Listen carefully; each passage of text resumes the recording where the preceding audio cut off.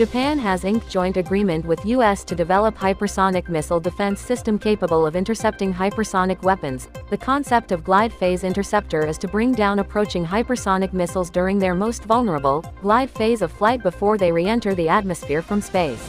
The U.S. Marine Corps recently conducted crucial tests of their latest amphibious combat vehicle during simulated retrieval exercise at Courthouse Bay. This exercise marked significant step in evaluating functionality and effectiveness of ACV, which is set to replace aging assault amphibious vehicle.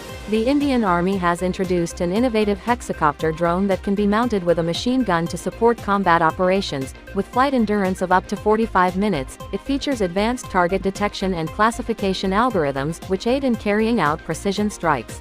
The Pakistan Army successfully conducted the test launch of Fatah-II guided rocket system that has a range of 400 kilometers, equipped with navigation system, unique trajectory and maneuverable features. The Fatah-II is capable engaging targets with high precision.